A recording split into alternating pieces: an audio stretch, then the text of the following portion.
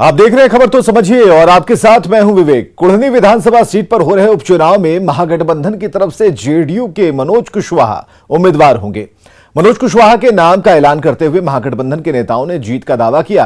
हालांकि बीजेपी नेताओं का कहना है कि उम्मीदवार जो भी बीजेपी की ही जीत होगी।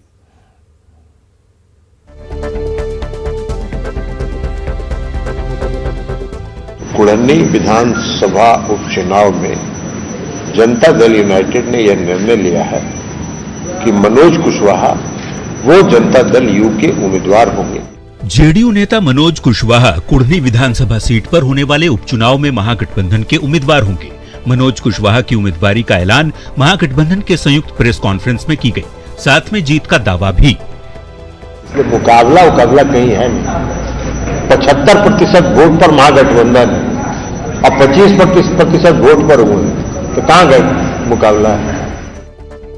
जेडीयू के राष्ट्रीय अध्यक्ष ललन सिंह ने बताया कि जेडीयू के आग्रह पर आरजेडी ने अपनी सीट जेडीयू के लिए छोड़ दी। बता दें कि 2020 में कुढ़नी से आरजेडी उम्मीदवार अनिल सैनी विधायक बने थे, लेकिन एलटीसी घोटाले में दोषी पाए जाने के बाद उनकी सदस्यता चली गई थी, जिसकी वजह से कुढ़नी में उपचुनाव हो रहा है।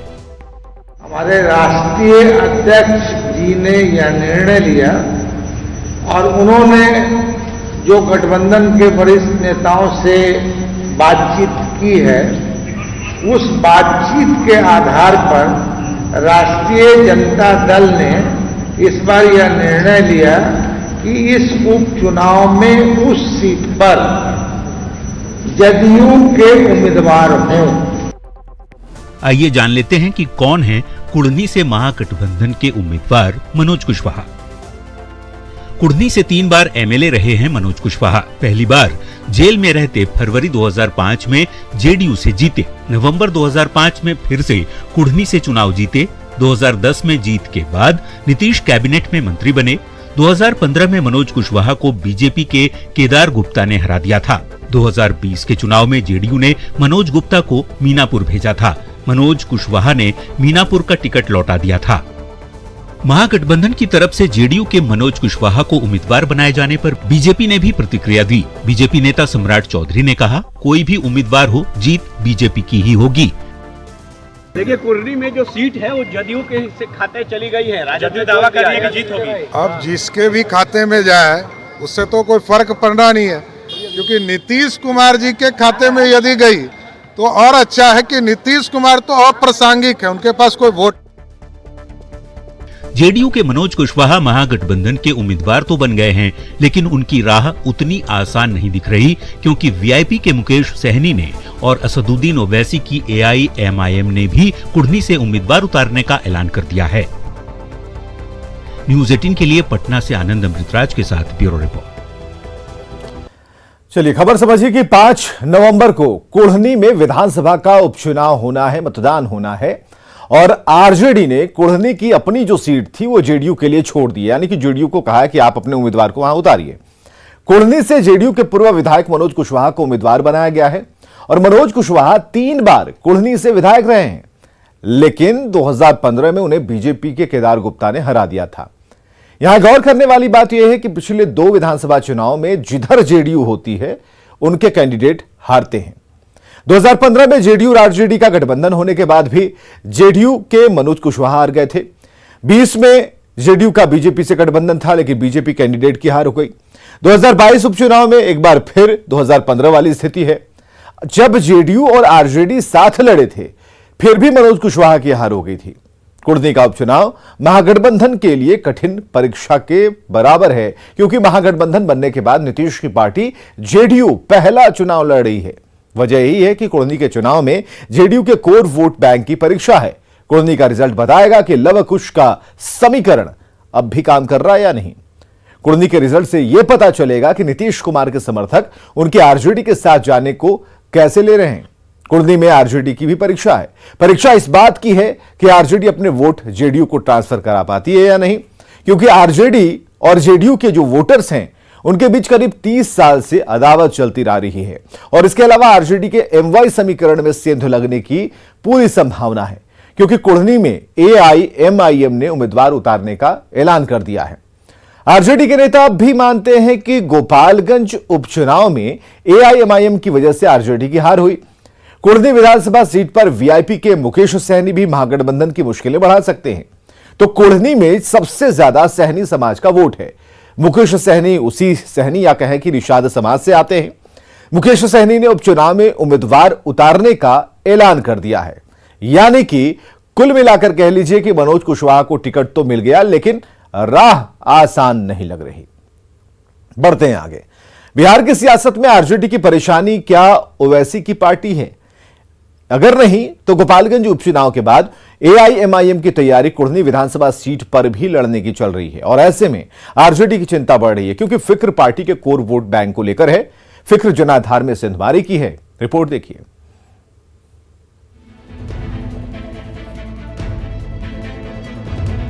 गोपालगंज में आरजेडी की हार का सबसे बड़ा कारण बनने के बाद अब ओवैसी तेजस्वी की पार्टी आरजेडी के लिए टेंशन बन गए। ओवैसी की पार्टी एआईएमआईएम ने कुढ़नी विधानसभा उपचुनाव में भी अपना उम्मीदवार खड़ा करने का ऐलान कर दिया है, जिससे तेजस्वी की मुश्किलें बढ़ गई हैं। ये अचानक हुआ है ऐसा भी नहीं है। इसके पीछे आरजेडी से एआईएमआईएम को मिलने वाला वो झटका है जो आरजेडी ने उसे दिया था।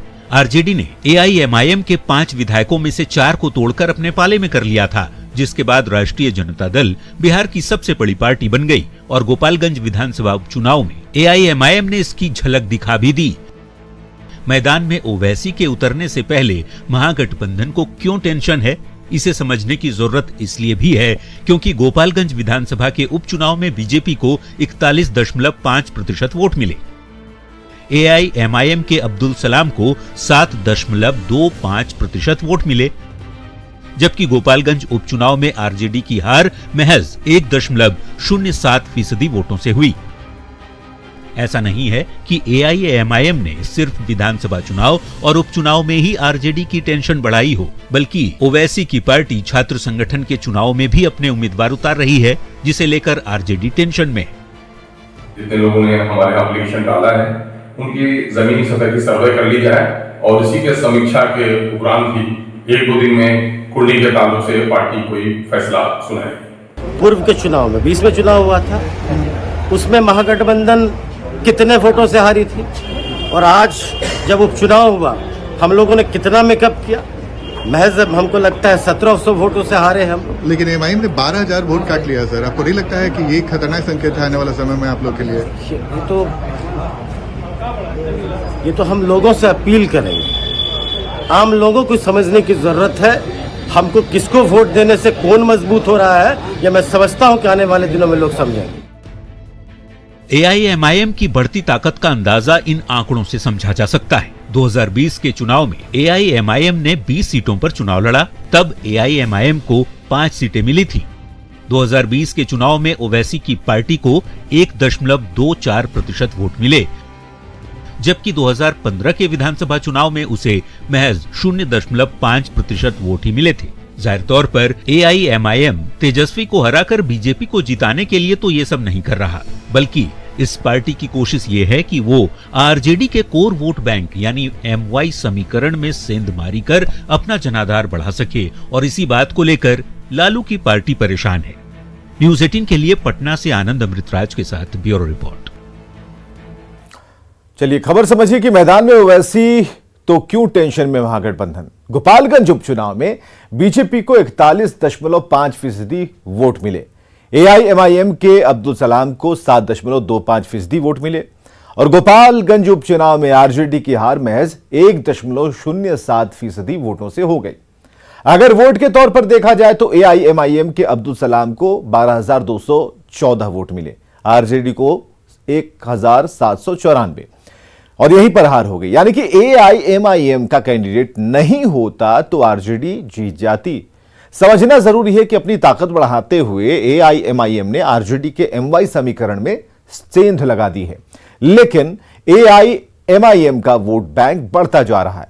2020 के चुनाव में एआईएमआईएम ने 20 सीटों पर चुनाव लड़ा।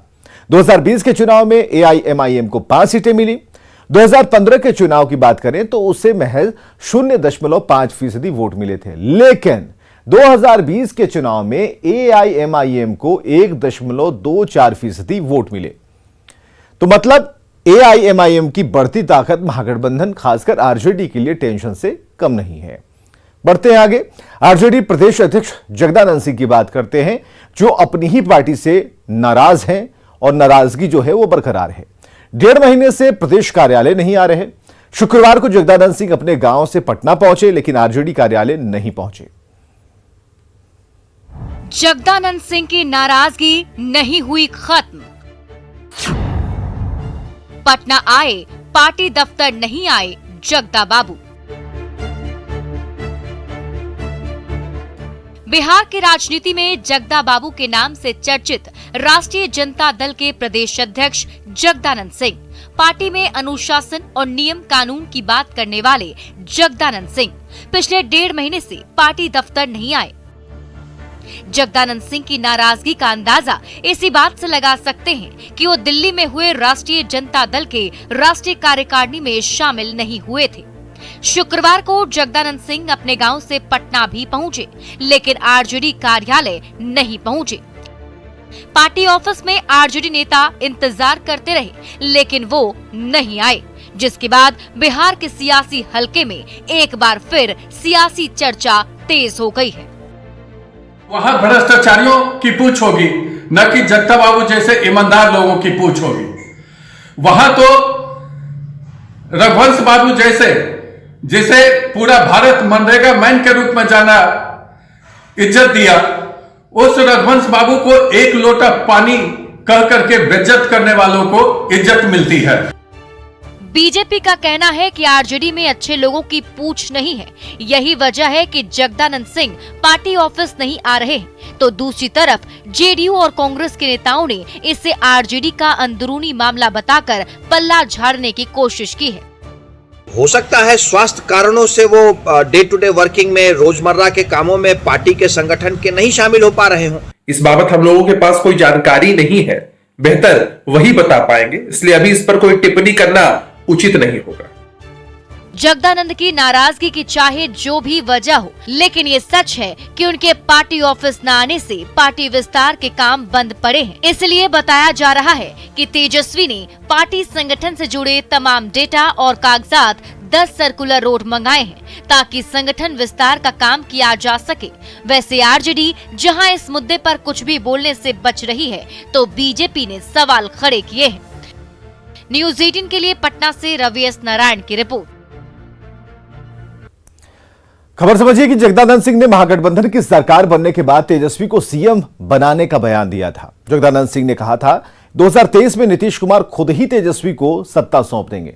जगदानंद सिंह के बयान पर जेडीयू ने नाराजगी जताई थी और इसके बाद जगदानंद सिंह के जरिए ही आरजेडी के राष्ट्रीय अध्यक्ष लालू प्रसाद ने एक लेटर जारी किया था। लेटर के मुताबिक गठबंधन और सरकार पर सिर्फ तेजस्वी यादव ही बयान देंगे और इसी बीच जगदानंद सिंह के बेटे और पूर्व कृषि मंत्री सुधाकर सिंह लगातार सरकार पर सवाल खड़े कर रहे थे। सुधाकर सिंह ने सीधे सीधे नीतीश कुमार पर निशाना साध दिया था। सुधाकर सिंह के रवैये से नीतीश कुमार और जेडीयू के जो नेता थे वो काफी नाराज चल रहे थे और यही वजह है कि सुधाकर सिंह से आरजेडी के राष्ट्रीय अध्यक्ष लालू प्रसाद ने मंत्री पद से इस्तीफा ले लिया। सुधाकर सिंह के इस्तीफे के बाद से जगदानंद सिंह नाराज हैं, पार्टी के कार्यक्रमों में हिस्सा नहीं ले रहे हैं। बढ़ते हैं आगे। बिहार के शहरों की हवा दिल्ली से भी खराब है। बिहार के कई शहरों की हवा सांस लेने लायक नहीं। मोतिहारी का एयर क्वालिटी इंडेक्स 419 है, जो खतरनाक ही नहीं बल्कि बहुत खतरनाक है। यही हाल कई और शहरों का है। सीवान का AQI 417 तो दरभंगा का 404 है।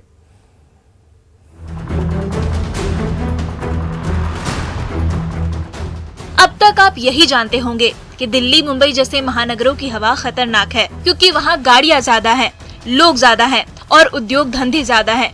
लेकिन जब ये जानेंगे कि बिहार के कई शहर दिल्ली से भी ज्यादा प्रदूषित हैं, तो आपके होश उड़ जाएंगे। बिहार के शहरों में सांस लेना भी मुश्किल है, क्योंकि बिहार के शहरों की हवा सांस लेने के लायक नहीं रह गई है। हवा की शुद्धता के पैमाने में ज्यादातर शहर फेल साबित हुए। 12 नवंबर की बात करें तो बिहार के मोतिहारी की हवा सबसे ज्यादा प्रदूषित है। मोतिहारी का एयर क्वालिटी इंडेक्स 419 है, जो खतरनाक ही नहीं बहुत खतरनाक है। मोतिहारी के अलावे सिवान और दरभंगा का एयर क्वालिटी इंडेक्स भी खतरनाक स्तर पर पहुंच गया है। सिवान का AQI 417 है तो दरभंगा का AQI 404 है। कटिहार का AQI यानी कि एयर क्वालिटी इंडेक्स 385 है। पूर्णिया का 379, सहरसा का 372, छपरा का 368, समस्तीपुर का 348 और पटना का एयर क्वालिटी इंडेक्स 306 है, जिसे बहुत ही खराब माना जाता है। मुजफ्फरपुर का प्रदूषण स्तर जो है वह काफ़ी ज़्यादा बढ़ गया है। AQI बहुत ही खतरनाक लेवल पर जा रहा है। ऐसे में पूरे बिहार के कई शहरों की हालत जो है वह चिंताजनक होती जा रही है और इससे कहीं न कहीं लोगों के स्वास्थ्य पर बुरा प्रभाव पड़ने वाला है। जिस राज्य में बहुत ज्यादा उद्योग धंधा होता है, जहां पराली जलाई जाती है, वहां की हवा खराब हो ये तो समझ में आता है, लेकिन बिहार जैसे राज्य की हवा का सांस लेने लायक नहीं रहना काफी चिंता की बात है। Bureau report, news 18। चलिए AQI समझाते हैं आपको। एयर क्वालिटी इंडेक्स क्या है, कैसे काम करता है। तो AQI यानी कि एयर क्वालिटी इंडेक्स, हिंदी में कह लीजिए वायु गुणवत्ता सूचकांक। दरअसल एक नंबर ये होता है जिसके जरिए हवा की जो गुणवत्ता है उसका पता लगाया जाता है। इससे प्रदूषण के स्तर का पता लगता है। AQI को इसकी रीडिंग के आधार पर 6 कैटेगरी में बांटा गया है। 0 से 50 के बीच AQI को अच्छा माना जाता है। अब 50 के आगे यानी कि 51 से 100 के बीच संतोषजनक माना जाता है। 101 से 200 के बीच मध्यम, 201 से 300 के बीच खराब माना जाता है और 301 से 400 के बीच बेहद खराब माना जाता है और 401 से 500 के बीच गंभीर स्थिति मानी जाती है। तो आपको बताएं कि आज बिहार के 3 शहरों का AQI 400 से ज्यादा है। मोतिहारी का एयर क्वालिटी इंडेक्स 419 है, जो खतरनाक नहीं बहुत खतरनाक है। सिवान का AQI 417 है और दरभंगा का AQI 404 है। तो यह बताने के लिए काफी है कि बिहार के कई शहरों की हवा सांस लेने लायक नहीं है। आगे बढ़ते हैं। झारखंड में खतिहान और OBC बिल पर सियासत गर्म होती जा रही है। बीजेपी ने सरकार की नीयत पर सवाल खड़े कर दिए तो JMM ने दावा किया कि दोनों बिल झारखंड की जनता के हित में हैं।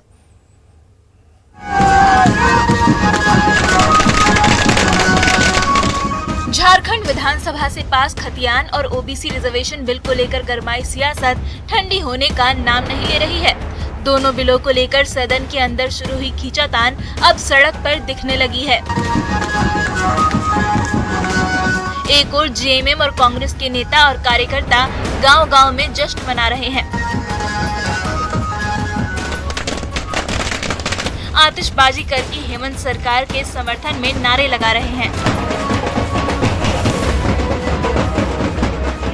तो दूसरी ओर आजसू और बीजेपी ने विरोध का झंडा बुलंद करते हुए दोनों बिलों पर सवाल खड़े कर दिए हैं। माननीय मुख्यमंत्री जी, काट का हंडी एक बार चढ़ता है, बार बार नहीं चढ़ता। क्योंकि मेरा अभी काफी आदिवासी नौजवान से कल परसों से बात हो रही है। बोला सर हम लोग सब समझ रहे हैं, अब इनके ठहराने में आने वाले नहीं। जब तक ये 9वीं सूची में नहीं जुटता है तब तक क्या राज्य में हो रहे नियुक्ति होगी कि नहीं होगी ये स्पष्ट होना चाहिए। झारखंड विधानसभा ने खतियान और OBC बिल को पास तो कर दिया, पर इसे लागू करने के रास्ते में कई पेच फंस सकते हैं। विपक्षी दल भी यही सवाल उठा रहे हैं, क्योंकि झारखंड विधानसभा से पारित दोनों बिलों को राज्यपाल के पास भेजा जाएगा। इसके बाद राज्यपाल दोनों बिलों को राष्ट्रपति के पास भेजेंगे। इसी समय केंद्र सरकार की भूमिका सामने आती है, क्योंकि दोनों बिलों पर संसद के दोनों सदनों से मंजूरी लेनी होगी। तभी दोनों बिल संविधान की 9वीं अनुसूची का हिस्सा बन सकेंगे और धरातल पर उतर सकेंगे। पर ये होगा कैसे? पर झारखंड विधानसभा अध्यक्ष आश्वस्त नजर आ रहे हैं। इस विधेयक का जो भाग्य है ये अत्यंत ही उज्जवल है। इस विधेयक पास होने के बाद ये कानून बनेगा और हमारे राज्य में बसे हुए लोगों को इस कानून का फायदा मिलेगा। झारखंड का सत्ता पक्ष खतियान और ओबीसी बिल को बड़ी उपलब्धि करार दे रहा है, पर दोनों बिलों को समर्थन देने के बावजूद बीजेपी और आजसू जैसे राजनीतिक दल सरकार की नीयत पर सवाल उठाते नहीं थक रहे हैं। यही वजह है कि झारखंड की सियासत में एक बार फिर खींचातान बढ़ती जा रही है। संजय सिन्हा, न्यूज़ 18, रांची।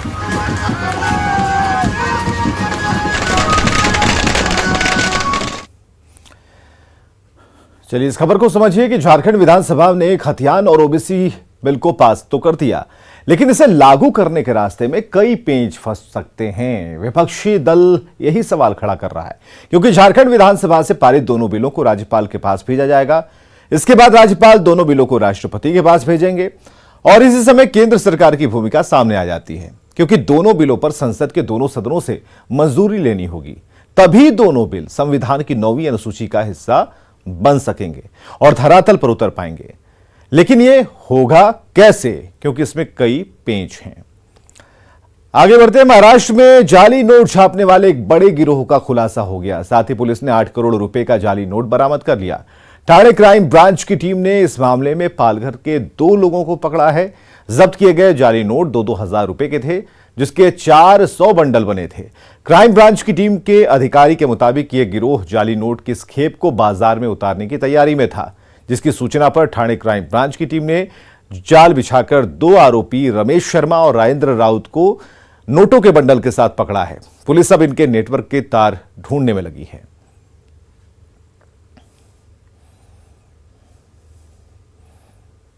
और खबरें लगातार जारी हैं, बने रहिए हमारे साथ।